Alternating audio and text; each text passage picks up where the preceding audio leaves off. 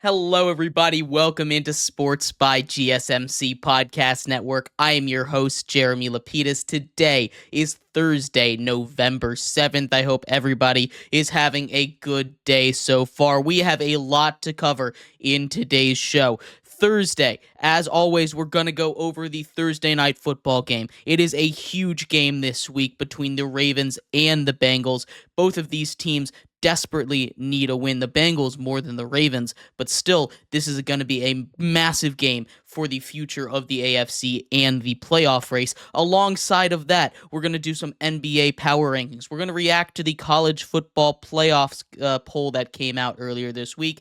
And of course, as we get halfway through the season, we have our rookie report and our mid-season awards show. So make sure you stick around for all of that. Before we get into it, remember, if you would like to be an even bigger part of the show than you already are, all you need to do is go to gsmcpodcast.net. Or if you are on YouTube, you can use that super chat feature. If you do either of those two things, a message should pop up on the bottom of the screen for you, me, and everybody else around the world to see. If you do have a burning question about sports, anything at all that you would like to ask, go ahead and throw that in the comments. Throw it in the chat. I will get to it as soon as I possibly can.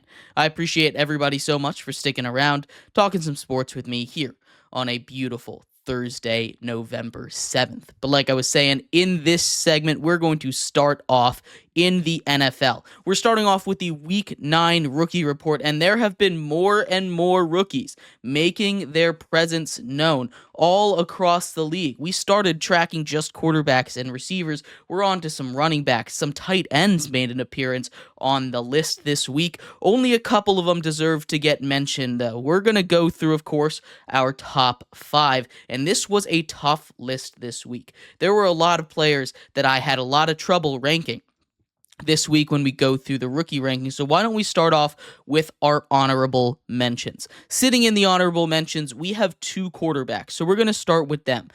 Starting off with Caleb Williams. This is his second week in a row where he hasn't made the top 5. Caleb Williams was on a run there for a little bit where he looked like he maybe was going to snatch Offensive Rookie of the Year away from the current leader in Jaden Daniels.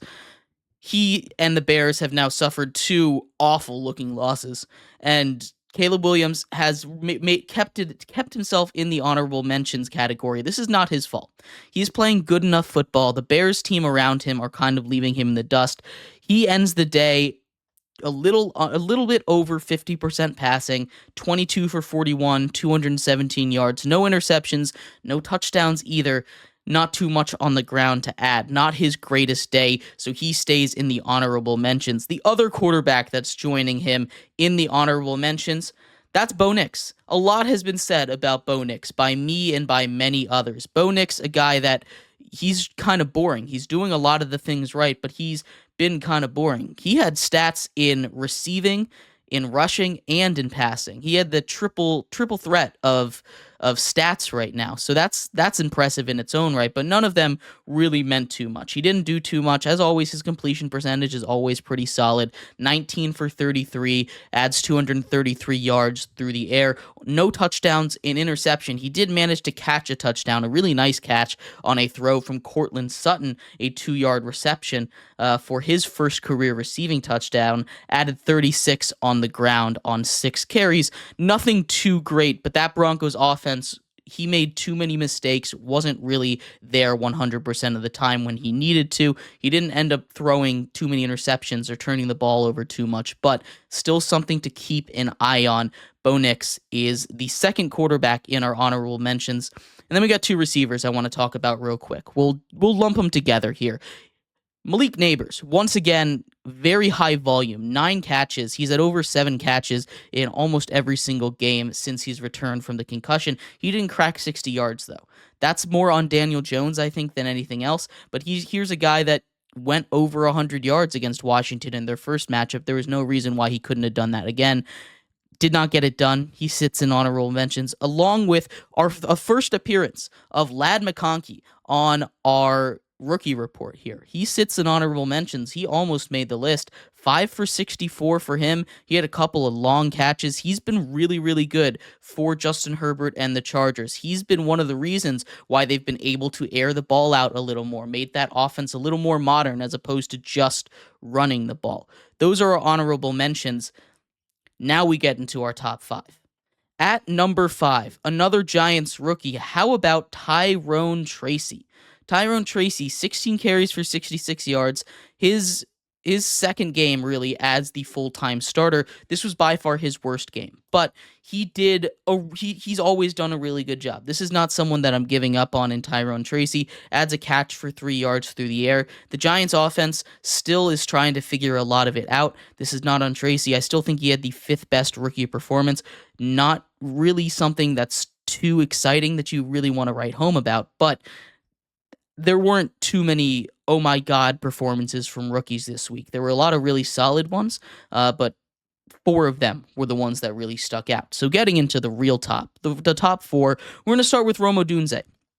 Cracks 100 yards for the second time in his career. He was the go-to guy for Caleb Williams. Seems like he's having issues, Caleb Williams, with DJ Moore. Maybe we see a bigger target share go to Rome Odunze. That rookie duo right there. Maybe they get something a little bit more going. Obviously, Keenan Allen hasn't been his best self all season long.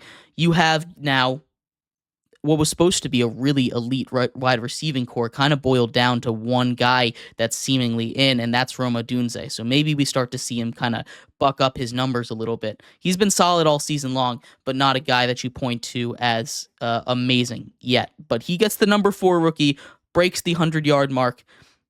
Pretty good game for him. Getting to number 3, and this is on low touches, Ray Davis of the Buffalo Bills. How about Ray Davis coming out?